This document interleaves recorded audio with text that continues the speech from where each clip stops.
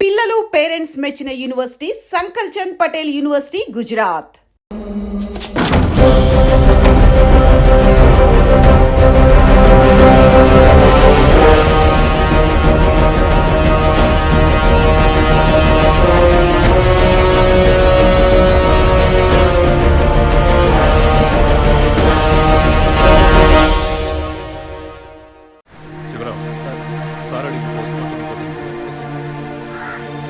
Time of death అవి కాస్ట్ చేశారు. అయ్యయ్యో అబే, నా బిడ్డ సుఖపడుతుందని మీ ఇంటి కోడలు చేసాం, ఇలా అర్థాంతరంగా వెళ్ళిపోయింది. అయ్యో. అప్పుడప్పుడు నాతో అనేది ఒక మంచి ఇల్లాలిగా ఉండడం కన్నా ఒక బిడ్డకు తల్లిగా ఉండడమే ముఖ్యమా? అందరూ అదే అంటున్నారు. అంటే నేను పిల్లల్ని కనే మెషిన్నేనా, నాకంటూ ఏ విలువ లేదా అని ఏదేదో అనేదిరా. కానీ ఈ సమయంలో ఇటువంటి ఘోరమైన పని చేస్తుంది అనుకోలేదురా.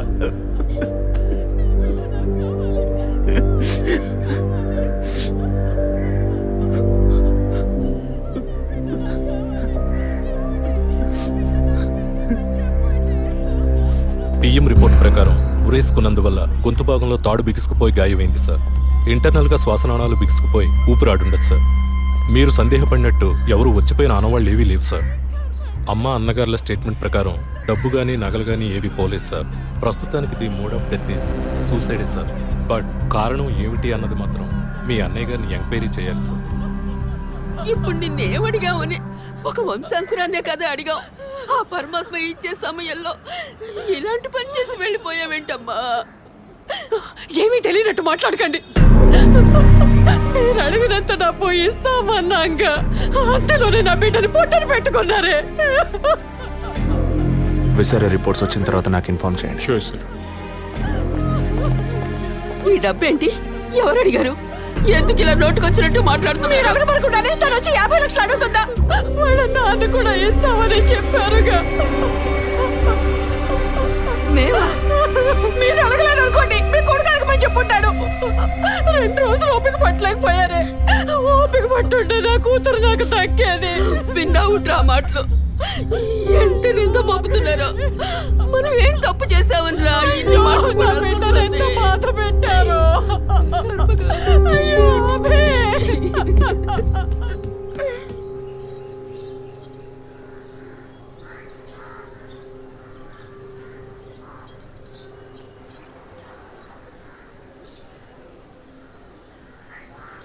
విజయ్, నీ దృష్టిలో మీ అన్న వదిన గొప్ప అయితే కావచ్చు, కానీ నాకు అలా అనిపించలేదు. ఏమనుకుంటున్నావో క్లియర్గా చెప్పు. మీ ఇంట్లో తీసిన ఫ్యామిలీ గ్రూప్ సెల్ఫీని ఫేస్బుక్లో పెట్టానన్నాను కదా, అది చూసి నా ఫ్రెండ్ రేఖ ఎప్పట్లా నాకు ఫోన్ చేసింది.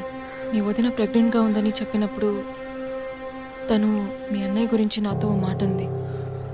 ఏమంది? తను ఒక డాక్టర్. ఓ 6 monthsకి ముందు తను వర్క్ చేసే ఫర్టిలిటీ హాస్పిటల్కి మీ అన్నయ్య మాత్రం ఒంటరిగా వచ్చారట. పరీక్ష చేశాక పిల్లలు పుట్టే అవకాశం మాత్రం 10% కూడా లేదని చెప్పింది. ఏ ట్రీట్మెంట్ వల్ల ప్రయోజనం ఉండదంది. ఈ పరిస్థితిలో మీ వదిన ప్రెగ్నెంట్ ఎలా అయిందని నన్ను అడిగింది. తనన్నది అలా ఉంచు. నువ్వేమనుకుంటున్నావు? ఇందులో అనుకునేది ఏముంది విజయ్? మీ వదిన ఇంతకుముందు తను పనిచేసిన కంపెనీలో పాత కాంటాక్ట్స్ ఏమైనా, అదే ఎక్స్ట్రా అఫైర్ ఎవరితైనా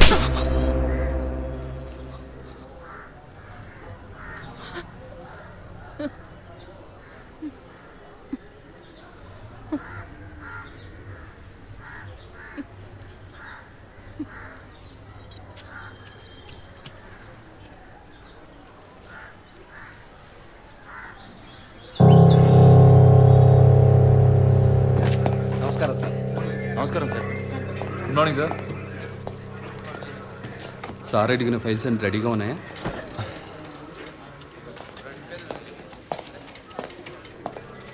సార్, అభినయ్ గారి సారీ సార్, వదిన గారి విసారా రిపోర్ట్స్ ఇప్పుడే వచ్చాయి.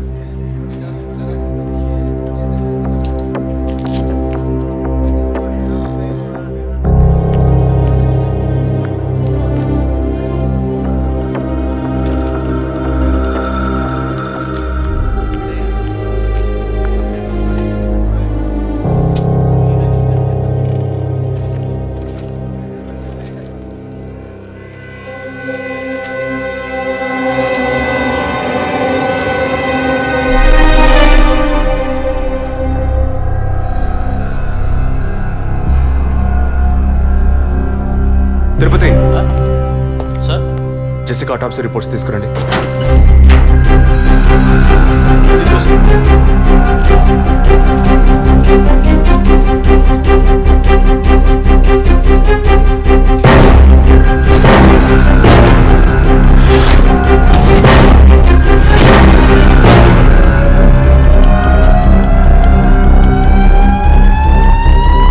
ఈ మెడిసిన్ గర్భంలోని పిండం ఎదుగుదల కోసం, దాని ఆరోగ్యం కోసం, ఇంకా పర్టికులర్ హార్మోన్ ఉత్పత్తి కోసం ఇవ్వబడుతుంది. ఆర్టిఫిషియల్ గర్భధారణ కోసం ఫెర్టిలిటీ డ్రగ్ గా కూడా దీన్ని యూజ్ చేస్తారు. ఆర్టిఫిషియల్ గర్భధారణ అంటే ఈ టెస్ట్ ట్యూబ్ బేబీ వంటిదా? నో ఖచ్చితంగా అదే అయి ఉంటుందని చెప్పలేము. లైక్ ఐవీఎఫ్, ఐసీఐ అని ఎన్నో ఫ్రోజన్ మెథడ్స్ ఉన్నాయి. ఈ 2 కేసులు ఊహించిన డెత్ అవ్వడం వల్ల ఇక్కడ ఇంకో విషయం కూడా చెప్పాలి. ఏంటి డాక్టర్? మన మంత్రి విద్యాధరరావు గారి కోడలు పద్మావతుందే సూసైడ్ చేసుకున్న కేసు మీకు గుర్తుంది కదా? అన్నానగర్ వెస్ట్. ఎగ్జాక్ట్లీ. ఆ అమ్మాయి ఒంట్లో కూడా ఇదే మెడిసిన్ ఉన్నట్టు కనుక్కోవడం జరిగింది. పొలిటికల్ స్టేటస్ వల్ల పేపర్లో కూడా పెద్దగా రాలేదు. You would have notice. Yes doctor, but ముగ్గురు చనిపోయారు. దీనిలో ఎక్కడ ప్రాబ్లం ఉందనుకుంటున్నారు? ఎక్కడో తప్పు జరిగింది అనేది కన్ఫర్మ్ అయింది. ఆ మరణించిన వాళ్ళ భర్తలను గనక అడిగితే ఏదైనా క్లూ దొరకచ్చు.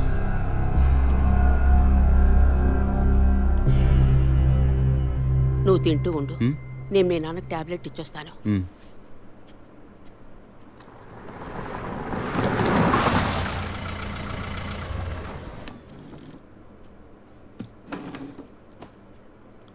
రారా, నువ్వు లేటా?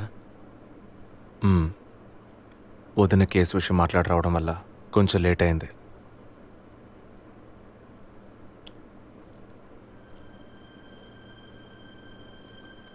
ఇంత పని చేస్తావు అనుకోలేదు.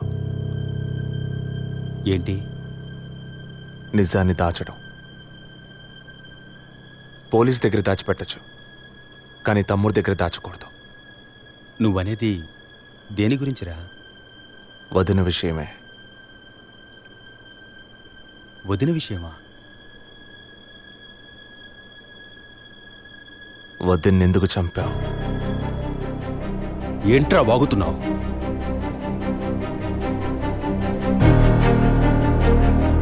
నిజంగా వదిన కడుపులో ఉన్నది నీ బిడ్డేనా? ఏం కూర్చావరా? మీ వదిన గురించి ఎంత మాట అన్నావురా? చేతిరా, నిజం చెప్పరా. పోలీసు అని ఏమైనా మాట్లాడతావా? నిజాన్ని నువ్వెందుకు దాచావు? దాచడం తప్పని నీకు తెలీదా? నేనేం దాచాను? చెప్పరా, నేనేం దాచాను? నువ్వేదో దాచిపెట్టావు, చెప్పరా. రేయ్, విజయ్, విజయ్, వదలరా, రేయ్, వదలరా. అయ్యో, వదలరా. రేయ్, ఎందుకు ఇలా కొట్టుకుంటున్నారు? వదలరా, వదలరా. ఏమైందిరా మీకు? ఏం పనిరా ఇది? అమ్మా, వదిన విషయంలో వీడేదో దాస్తున్నాడు, చెప్పమను. రేయ్, పిచ్చి పట్టిందా నీకు? నేనేం దాచిపెట్టలేదురా. రేయ్, తను చనిపోయిందని బాధపడాల్సింది పోయి మీరు లేదు, కొట్టుకుంటారేంట్రా? వదిన తనంతట తను చావలేదు.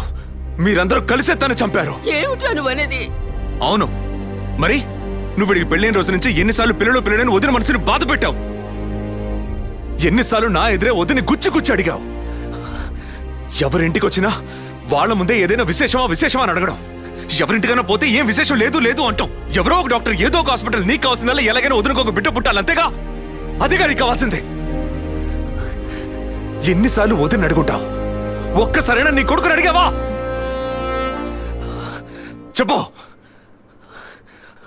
చెప్పమను. నిజమేరా,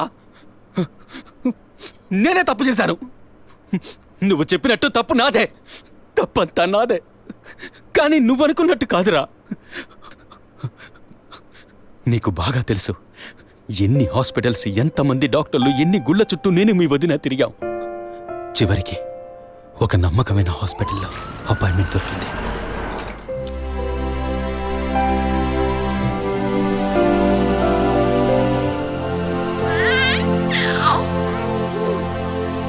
నమస్కారం. ఫస్ట్ టైం మా హాస్పిటల్కి వచ్చారు కదా?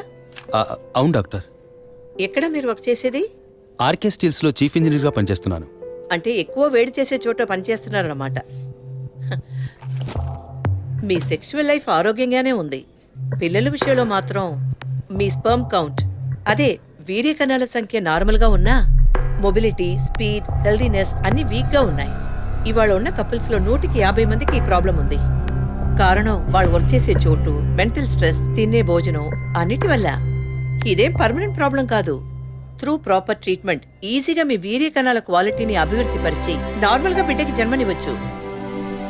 ఈ ట్రీట్మెంట్కి ఎన్ని రోజులు పడుతుంది డాక్టర్? కనీసం 1 year పడుతుంది.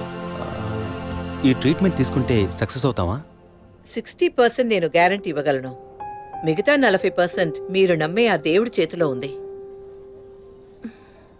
ఒకవేళ ఎక్కువ లేట్ అవుతుందని మీరు ఫీల్ అయితే ఇంకో మెథడ్ ఉంది. ఏం మెథడ్ డాక్టర్? Artificial insemination. అంటే మీరనేది దట్ మీన్స్ సెక్షువల్ లైఫ్ ద్వారా సాధ్యంగాని విషయాన్ని కృత్రిమ విధానంలో ఇంజెక్షన్ ద్వారా మీ వీర్యకణాలను మీ వైఫ్ అండంలోకి పంపిస్తే చాలు 100% గర్భవతి అయ్యే అవకాశం ఉంది.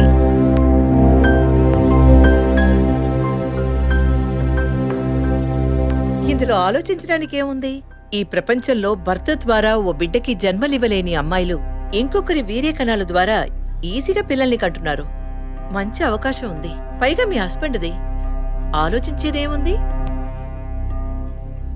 తొలి రాగం చెరిపేను ఎదూరం కను పాప దాటి వచ్చే కలైదారం కడుపు తడితే అభి, నీకు సంతోషమే కదా? ఒక విధంగా నాకు సంతోషమేనండి. అత్తయ్య మావయ్య ఎలా అర్థం చేసుకుంటారో ఏమో. వాళ్ళెందుకు అపార్థం చేసుకుంటారు? వాళ్ళతో నేను మాట్లాడతాను. వద్దండి, ఈ విషయం ఎవరికీ చెప్పొద్దు. అత్తయ్య మావయ్యలు కూడా చెప్పొద్దు. విజయ్కి కూడా తెలియకూడదు, ప్లీజ్. ఓకే, డోంట్ వరీ, నేనెవ్వరికీ చెప్పను. 2 నెలల ప్రాపర్ ఫాలో అప్ తర్వాత ట్రీట్మెంట్ తీసుకున్నాం. మేము ఇన్నేళ్ళు వెయిట్ చేసినందుకు ఒక అర్థం పరమార్థం దక్కిందనుకున్నాం. అప్పుడు మేమెంత ఆనందించామో నీకు తెలుసు. కానీ నువ్వు చెప్తున్నట్లు అత్తయ్య మావయ్యని 50 లక్షలు నేను అడగలేదు, అంత పెద్ద అమౌంట్ని హాస్పిటల్ వాళ్ళు అడగలేదు.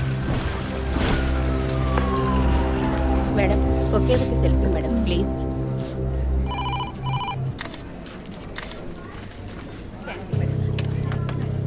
సార్, మీరు లోపలికి వెళ్ళొచ్చు. Thank you. Please be seated.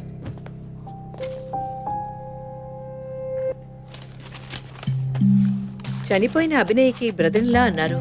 Really it's pity about that girl. Suicide చేసుకోవాల్సిన అవసరం ఏమొచ్చింది తనకి? ఇంకో 5 months లో పండంటి బిడ్డ చేతిలో ఉండేది. ఆర్టిఫిషియల్ ఇన్సెమినేషన్ మూలంగా పిల్లల్ని కనడం నిజంగా సేఫ్ అంటారా డాక్టర్? అంత మాట అన్నారేంటి? ఇక్కడ రిస్క్ అనే మాటకి చోట్లేదు. మీ వదిన చనిపోయిందని మీరు ఇలా మాట్లాడడం చైల్డిష్ గా ఉంది. మా వదిన మాత్రమే కాదు, ఆర్టిఫిషియల్ ఇన్సెమినేషన్ చేసుకున్న ఇంకో 3 చనిపోయారు. ఇది చైల్డిష్ గా ఉంది కదా? ఎక్స్క్యూజ్ మీ, మీ వదిన గురించి అడిగారు, చెప్పాను. ఎందుకు అనవసరంగా వేరే వాళ్ళ గురించి అడుగుతారు? పోలీస్ అంటే అడిగి తీరాలి.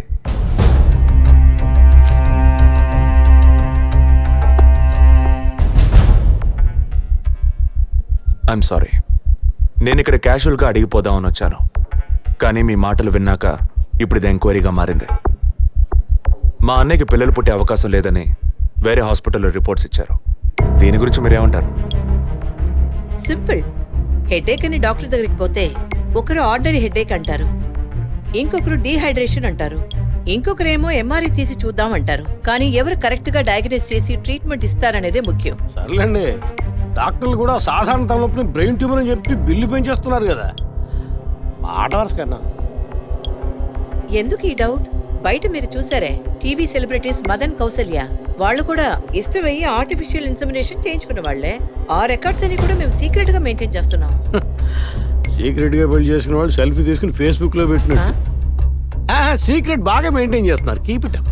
ఎనివే, లీగల్ గా మీ ఫ్రాంచైజీలో ఉన్న ఏ హాస్పిటల్స్ లో ఆర్టిఫిషియల్ గర్భధారణ చేస్తున్నారో, అది మాత్రమే కాకుండా ఎంతమంది క్లయింట్స్ ఇంతవరకు ఈ ట్రీట్మెంట్ తీసుకున్నారో నాకు ఫుల్ డీటెయిల్స్ కావాలి. ఇంకా ముఖ్యంగా మీ హాస్పిటల్ రిపోర్ట్స్. అవి ఇండియన్ మెడికల్ అసోసియేషన్ లో దొరుకుతాయి. But you need legal permission for that. అంత త్వరగా మీకు అందవు. మీ హస్బెండ్ ఈ హాస్పిటల్లో డీన్ మాత్రమే కాదు, మీరన్న అదే ఐఎంఏలో one of the board member కూడా. సో మీకు వీలవుతుంది. Manual and all the system reports ఒక్కటి కూడా మిస్ అవ్వకూడదు. షూర్, 2 days లో వచ్చి తీసుకోండి. సారీ మ్యామ్, ఇంకో 2 hours లో కావాలి. ఓకే, నేను డిపార్ట్మెంట్కి ఇన్స్ట్రక్షన్స్ ఇస్తాను. If you don't mind, can you make it now?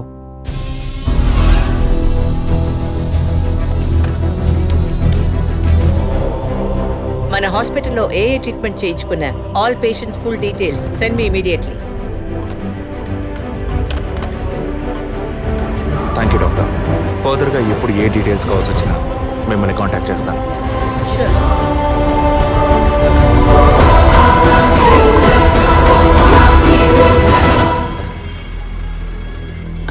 Balu salon sir, shaving ట్రిమ్మింగే సార్? నేనటి న్యూస్ పేపర్ ఉంటే వెళ్ళి తీసుకురండి. అలాగే సార్. ఇదిగో సార్.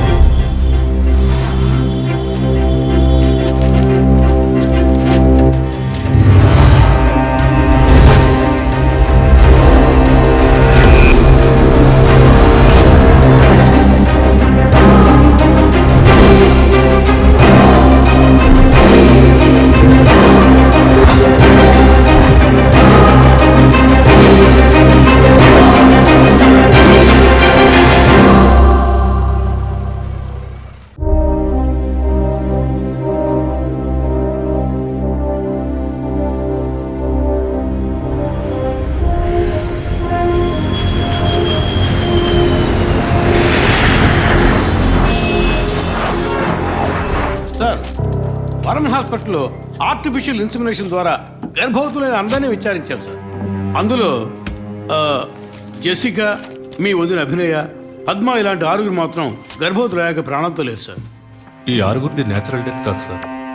ఏ కారణం వల్ల చనిపోయారో వాళ్ళ ఫ్యామిలీస్ కూడా తెలియదు సార్. తప్పు ఎక్కడుందో ఎలా జరిగిందో కనుక్కోలేకపోతున్నాం సార్. హాస్పిటల్లోనా లేక కోఇన్సిడెన్సా? ఒకవేళ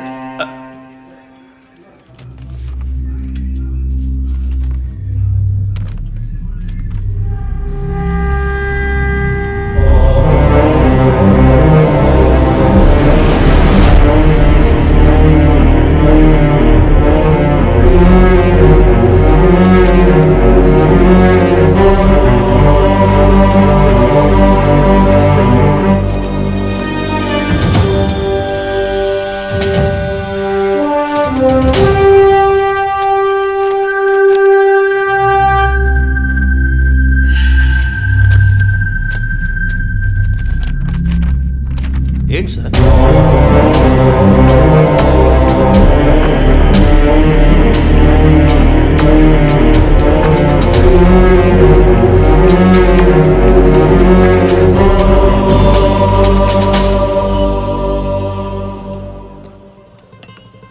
ఐఎమ్ ఎక్స్ట్రీమ్లీ సారీ విజయ్. ఆ రోజు మీ వదిన గురించి నా ఫ్రెండ్ చెప్పింది నీకు చెప్పాను. అయినా తప్పే.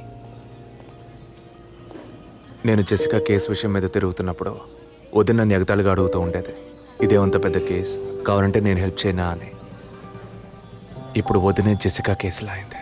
ఇప్పుడు వదిన కేసు ఆధారంగా ఈ 4 చావులకి కారణం కనిపెట్టగలమా మనం? 23. అదే దీనికి సమాధానం చెప్పాలి. ఆ హాస్పిటల్లో మాత్రం ఈ 6 ఏళ్లలో 436 ఆర్టిఫిషియల్ ఇన్సెమినేషన్ ట్రీట్మెంట్లు జరిగాయి. అందులో 6 పోయారు. వీళ్ళు మాత్రమే కాకుండా మిగిలిన వాళ్ళ ఫైల్స్లో 23 అన్న కోడ్ను ఉపయోగించారు.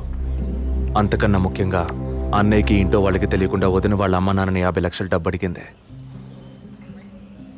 అన్నయ్యకో హాస్పిటల్కో అవసరం ఏమాత్రం లేని ఆ డబ్బు ఎవరో 3వ వ్యక్తికి అవసరమైంది. రాత్రంతా ఫోన్ చేశాను. ఏ వైఫ్ అంటే భయమా?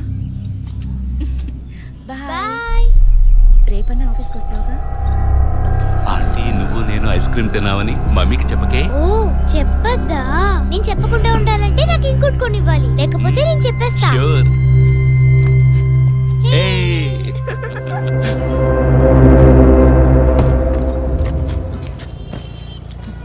నీకు అర్జెంట్ కాకపోతే నన్ను స్కూల్లో కొంచెం డ్రాప్ చేస్తావా? ఇప్పటికే లేట్ అయింది. గీత, ఏమిటి? జరుగుతున్న ఇన్సిడెంట్స్ని బట్టి చూస్తే ఇది బ్లాక్మెయిల్ ఎందుకు కాకూడదు?